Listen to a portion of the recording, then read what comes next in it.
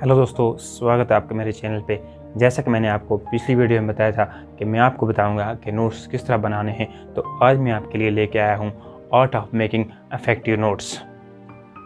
इससे पहले कि मैं आपको बताऊं कि नोट्स किस तरह बनाने हैं, आप मुझसे पूछोगे कि सर हम नोट्स क्यों बनाएं, नोट्स बनाने के क्या फ़ायदे हैं, हम बुक से क्यों ना पढ़ लें। तो मैं आज आपको बताता हूँ नोट्स बनाने के बहुत सारे फ़ायदे हैं। नोट्स आपको रिवीजन करने में मदद करते हैं। एग्ज़ाम की प्रिपरेशन के लिए आपको कितने दिन मिलते हैं? 2 दिन मिलता है या 1 दिन? और किसी पेपर में आपको 1 दिन भी नहीं मिलता। क्या आप सारा सिलेबस बुक से 2 दिन में रिवाइज़ कर सकोगे? नहीं कर सकोगे। अगर आप नोट्स बनाओगे तो 2 दिन क्या, आप 2 घंटे में सारा सिलेबस रिवाइज़ कर सकोगे। नोट्स आपको थिंग्स को कंसोलिडेट करने में मदद करते हैं। अगर आप मल्टीपल रिसोर्स से पढ़ते हो, फॉर एग्जांपल आप न्यूज़पेपर से पढ़ते हो, आप मैगजीन से पढ़ते हो, आप बुक से पढ़ते हो या आप ऑनलाइन रिसोर्स से पढ़ते हो, बगैर नोट्स के बनाए हुए, क्या आप इन रिसोर्स को एग्ज़ाम में दोबारा रिवाइज़ कर सकोगे? नहीं रिवाइज़ कर सकोगे। जिस चीज़ को आप रिवाइज़ नहीं कर सकोगे उसको आप एग्ज़ाम में नहीं लिख सकोगे।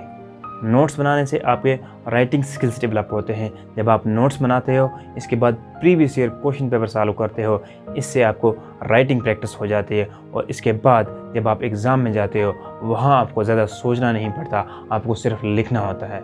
जब आप अपने हाथ से नोट बनाते हो, उसकी इमेज आपके माइंड में छप जाती है और इसके बाद जब आप कॉपी खोलते हो तो आपको सारा याद आ जाता है, आप इजीली सारा सिलेबस रिवाइज़ कर लेते हो। ये थे कुछ रीजंस नोट बनाने के। अब मैं आपको नोट्स बनाने की टेक्निक बताता हूँ, जो टेक्निक मैं इस्तेमाल करता था। अगर आप भी इस टेक्निक को इस्तेमाल करोगे डायरेक्टली या इस टेक्निक को अपनी टेक्निक के साथ थोड़ा मिक्स करके इस्तेमाल करोगे, आपको ज़रूर फ़ायदा होगा।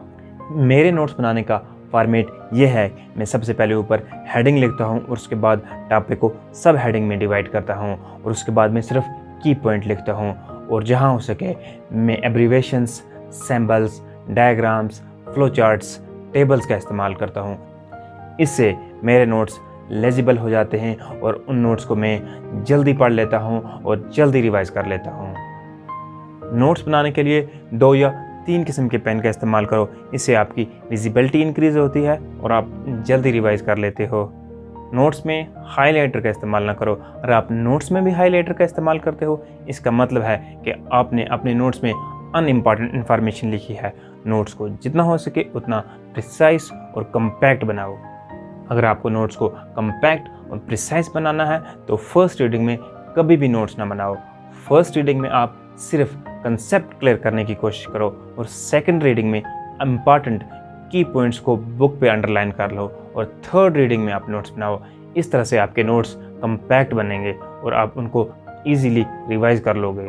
दूसरे के नोट्स तो कभी भी नहीं लेना। फॉर एग्जांपल आप किसी के नोट्स लेते हो, उसने अपने नोट्स में कुछ एब्रीवेशंस लिखी हैं, कुछ सिंबल्स लिखे हुए हैं और जो इन्फॉर्मेशन उसको याद है वो इन्फॉर्मेशन वो अपने नोट्स में नहीं लिखेगा। आप ये सब कुछ मिस कर लोगे, इसका आपको कोई फ़ायदा नहीं होगा।